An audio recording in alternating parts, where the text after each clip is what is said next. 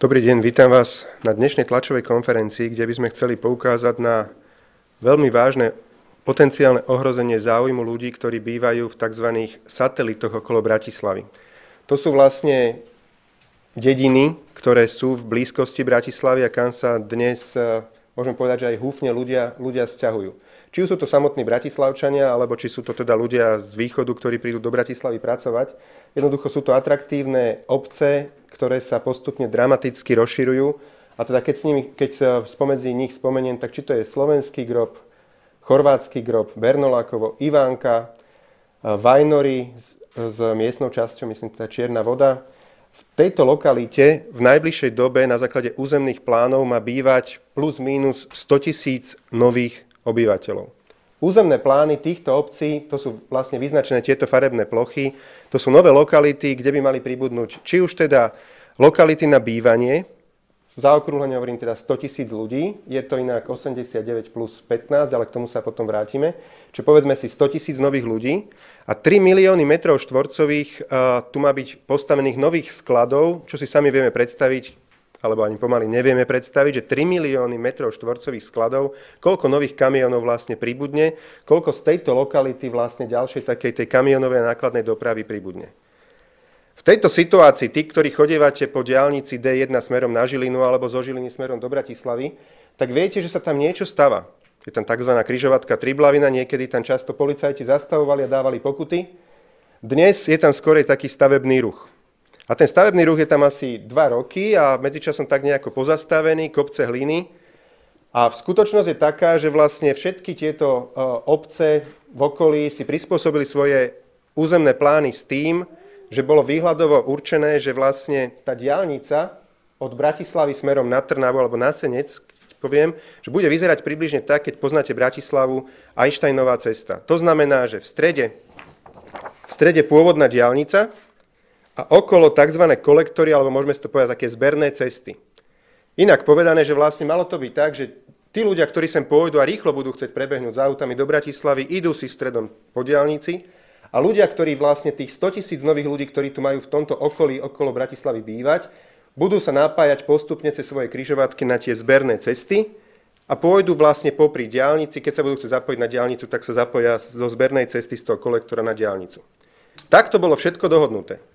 Takto dlhé roky vlastne rozhodnuté, že bude vlastne diaľnica s tromi pruhmi a na každej strane 2 pruhy ešte vlastne tie zberné cesty, ktoré by obsluhovali tú dopravu alebo tie potreby na dopravu ľudí a firiem v okolí diaľnice z týchto práve tých satelitov bratislavských. Zrazu však niekto si pred tými 2 rokmi zmyslel, že po začatí výstavby po 3 týždňoch to zastaví a silou mocou ide to zlomiť cez koleno a urobiť všetko preto, aby zberné cesty sa zrušili, zberné križovatky, ktoré tu mali byť vlastne, ktoré mali zbierať tú dopravu postupne k tej diaľnici, tak aby všetko sa zrušilo, aby sa vybudovala iba jedna kľúčová križovatka Triblavina. Ľudia, ktorí tu za nami stoja, sú ľudia z občianskeho združenia Triblavina. Každý jeden z nich nejakým spôsobom zainteresovaný. Niektorí sú to obecní poslanci z týchto dedín v okolí, niektorí sú odborníci, ktorí vedia presne a robia v tejto problematike ako projektanti, špecialisti na plánovanie a jednoducho niektorí aktívni občania. Dlhodobo vlastne sa snažia upozorniť na to, že niekto tu tých ľudí ide podviesť a chce ignorovať vlastne to rozvojové územie, a chce urobiť iba biznis pre jednu konkrétnu firmu, ktorá tu má 300 hektárov, veľmi pokutne kúpených za pár drobných, ten dopočíta v korunách za korunu a medzičasom vykúpené cez diaľničnú spoločnosť za, myslím, 60 alebo 70 eur. Za 65 eur. Čiže za korunu kúpite a za 2000 korún predáte. 2000 rozdiel. Čiže 2000 krát 100, ani to nechcem počítať, koľko percentné navýšenie. Rysuje sa, že vlastne súčasné riešenie, ktoré momentálne sa tvári, ako keby, že chce ministerstvo dopravy pretlačiť, vyhovuje jednej jedinej firme, ktorá tu na okolí má svoje pozemky a úplne ignoruje záujmy všetkých tých ostatných ľudí, ktorí tam majú bývať. A čuduj sa svete, ministerstvo dopravy si dalo vypracovať taký posudok dopravno-kapacitnú informáciu vo výskumnom ústave dopravy v Žiline, čo každý z nás, keď sa povie, tak si povie, však teda to je ústav, to je nejaká štátna inštitúcia, čuduj sa svete, je to súkromná firma, len s takýmto názvom. A tá informácia, keď v nej v tom výskumnom ústave počítali, tak čuduj sa svete, z tejto lokality, hoci v územných plánoch sa tu počíta s viac ako 100 000 novými občanmi, počítali iba so 14 500 občanmi. Čiže chceli vypočítať, že táto križovatka bude stačiť, tak si prispôsobili čísla tak, že zoberieme zo 100 000 iba 14 500 a potom nám to vyjde. To je celkom zaujímavá taká bulharská matematika. Viac by povedali moji kolegovia a ľudia z občianskeho združenia. Janko Maroš, nech sa páči. My sme sa dostali k týmto informáciám a konfrontovali sme pána ministra Eršeka. Aj sme sa s ním stretli v tejto veci a predložili sme mu túto štúdiu a on teda prisľúbil, že dá prehodnotiť vstupy, ktoré do tejto štúdie. Takže na tomto trváme. A na čom ešte trváme v zásade aj títo občianski aktivisti alebo ľudia, aj my ako poslanci, aby štát, keď vyžaduje dodržiavanie pravidiel od ľudí, sám pravidlá a zákony si ctil a dodržiaval. Čiže trváme na tom, aby výstavba križovatky Triblavina a okolitých komunikácií bola robená podľa schválených územných plánov a podľa platne vydaného stavebného povolenia. Bližšie informácie ešte k tomu dopravnému posudku povie predseda občianskeho združenia pán Grožaj. Nech sa páči. Dobrý deň, vážení dámy, vážení páni. Dovoľte, aby som vás zoznámil trošku s tým, na čo sa ministerstvo a hlavne vedenie Národnej diaľničnej odvoláva neustále, a to na svoju odbornosť a posudok odbornej komisie, ktorá doporučila ministrovi zrušiť proste súbežné komunikácie, tzv. Kolektory. My sme si tú štúdiu po dlhých peripetiách teda vybavili, aby sme sa k nej dostali. Dostali sme sa k nej iba na ministerstve dopravy, kde som musel s pracovníkom sedieť a robiť si záznamy. To znamená, nevedeli nám ju poslať v elektronickej forme, hoci ona má svoje prílohy, ktoré sa dajú čítať iba v elektronickej forme. A zistili sme, že vlastne v tejto štúdii nie sú zahrnuté všetky vstupy, ktoré by tam byť mali. Dali sme si tú námahu, zobrali sme územné plány všetkých pridružených obcí a zistili sme vlastne, že chýba tam skoro 2 milióny štvorcov plôch, ktoré budú, respektíve ktoré už majú vydané stavebné povolenia, ktoré majú územné povolenia, kde sú na niektorých sú vybudované inžinierské siete. Zistili sme, že tam má byť podľa územných plánov vyše 100 000 obyvateľov a toto všetko nie je v tej štúdii zahrnuté. To znamená, keď dáte zlý vstup, máte zlý výstup. Teda odbornosť tohoto rozhodnutia sa rovná tomu, ako to spracovali. Keď sa na to pozriete bližšie, musí vám byť jasné, tie oranžové plochy sú tie, ktoré sú zahrnuté v tej štúdii. A to sú všetko územia jednej schránkovej firmy z Cypru. Tá firma sa volá Starland. A neustále bojujeme s touto firmou a s ľuďmi, ktorých má pravdepodobne na ministerstve. Neviem, prečo inak by to ministerstvo stále trvalo na tom, že iba toto riešenie je najlepšie, keď to tak nie je. Takže môžete si urobiť sami svoj obraz, ako to teda v tomto štáte vyzerá, v koho prospech sa rozhoduje na ministerstve. Ďakujem. Aké sú pocity dotknutých občanov, nám približí starosta obce Vajnory, pán Jan Mrva. Nech sa páči. Dobrý deň. Ja som bol do minulého roku pokojným starostom mestskej časti, ktorá je tranzitná, lebo všetká doprava prichádzajúca z východu do Bratislavy prechádza cez Vajnory. Tá, čo ide z Modrých, Pezinka, Jur, tak to ide cez Vajnory, z Čiernej Vody cez Vajnory, z Osenca aj z diaľnice cez Vajnory. Mysleli sme si, že bude, keďže bolo už územné rozhodnutie na diaľnicu, rozšírenie diaľnice od Trnavy po Bratislavu s kolektormi, to sú súbežné komunikácie, všetko v poriadku, lebo kolektory majú slúžiť na napájanie regionálnej dopravy z regiónu na diaľnicu. To je, aby sa bezpečne odpojil a pripojil občan, ktorý tu nabýva, na diaľnicu. Naše rozhorčenie je veľké. Ja sa chcem spýtať, prečo aktivisti, miestni poslanci, ja ako starosta mestskej časti mám nahrádzať to, čo robí štát, a štát nerobí objektívnu dopravno-kapacitné posúdenie a štúdiu, preto lebo napočíta len možno štvrtinu alebo pätinu toho, čo tam v budúcnosti bude bývať. Všetci vieme, že tu bude bývať okolo 100 000 obyvateľov, napočítaná je len teda pätina tých obyvateľov a ja teraz robím takú aktivitu, že spolu s aktivistami zbieram podklady zo 40-50 spádových obcí, ktoré sú v okolí pri križovatke Triblavina. My máme robiť objektívne dopravné posúdenie? Nemá to robiť Národná diaľničná spoločnosť, alebo ministerstvo, alebo Slovenská správa ciest, alebo Bratislavský samosprávny kraj? To je moja otázka. Ako ja a iní starostovia máme nútiť alebo vyžadovať od občanov z Vajnor pri stavebnom povolení súlad s územným plánom, keď to nerobí ministerstvo?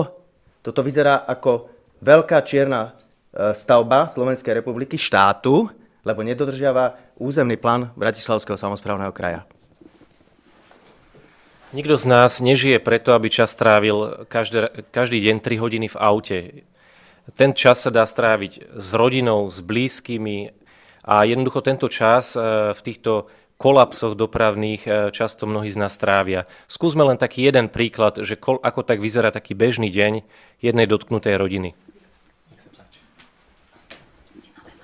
Dobrý deň.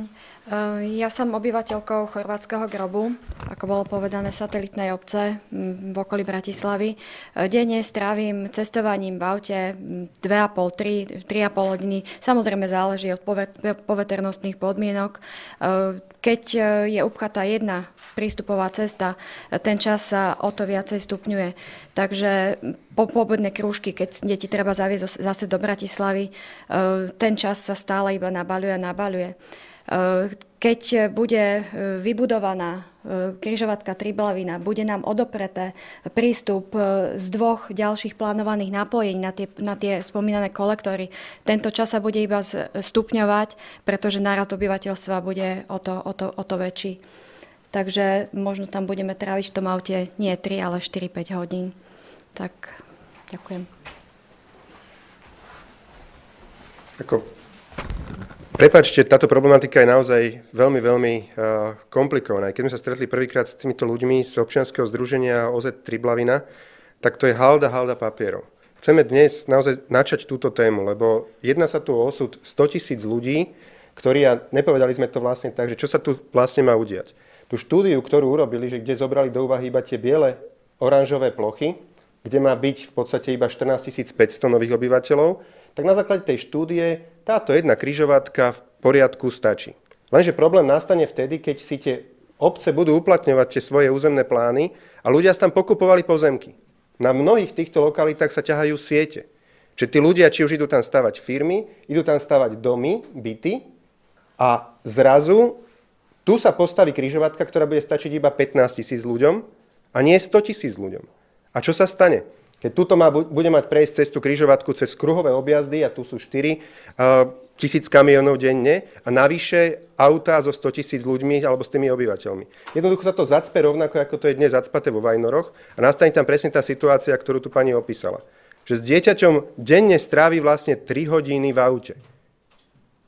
Štát by v takejto situácii mal pozerať v prvom rade na záujem tých ľudí. Nie na záujem pár firiem alebo jednej firmy, ktorá si tam poskupovala pofiderné pozemky a zrazu niečo, čo kúpila za pár drobných, má obrovskú hodnotu, a keď tu robia iba jednu križovatku, tak to bude mať 3-krát väčšiu hodnotu. Lebo to budú akurát jej pozemky, ktoré pri tej križovatke budú, a tá križovatka uspokojí iba potrebu tejto malej lokality, lebo jednoducho tí ďalší to vzdajú. Tí potom možno radšej pôjdu cez Raču, to zacpú, alebo tam vlastne vôbec bývať nepôjdu. A preto vyzývame kompetentných a hlavne ministerstvo dopravy.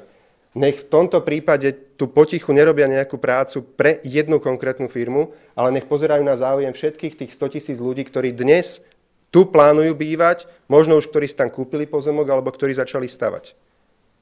Štát by nemal byť o tom, že bude uprednostňovať jedného konkrétneho a duplom s majiteľmi na Cypre, ale bude pozerať na záujem všetkých týchto ostatných ľudí.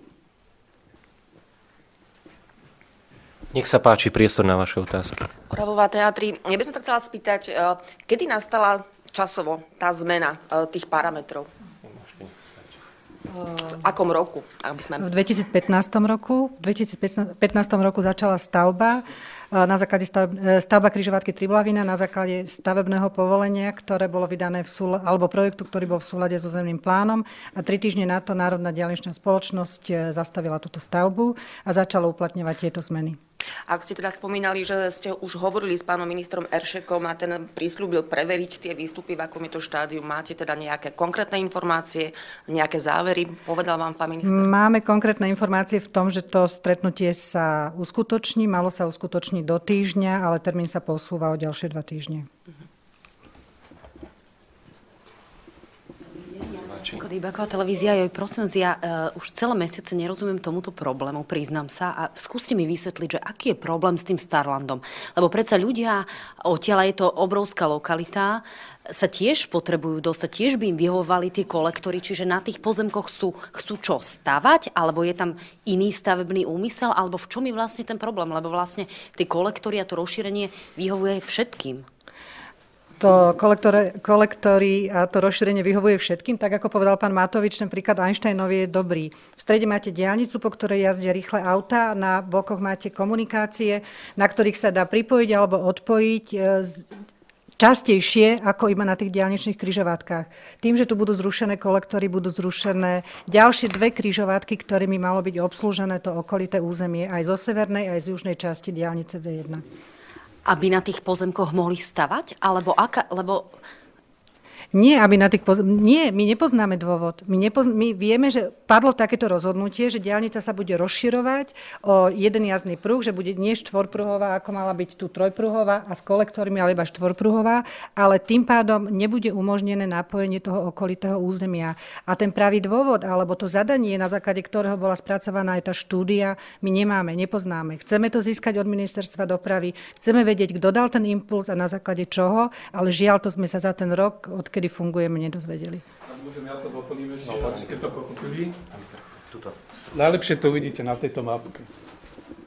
Teraz je momentálne tou zmenou naplánovaný iba tento prístup. Predtým boli prístupy ešte tuto a tuto. To znamená, že týchto obyvateľov ste rozdelili na jednu, na druhú, na tretiu križovatku, na tie súbežné komunikácie, lebo na tie sa môžete podľa normy napájať každých 500 metrov. Čiže na diaľničnú križovatku sa môžete napájať každých 5 kilometrov, na výnimku 2,5 kilometra. A teraz ste sa pýtali, že prečo ten Starland? No okrem tých obyvateľov, ktorí tu bývajú, sú tu priemyselné parky. Toto všetko sú priemyselné parky okolo diaľnice. A tým, že oni ufikli kolektory, alebo súbežné komunikácie, nedovolia týmto sa napojiť na diaľnicu.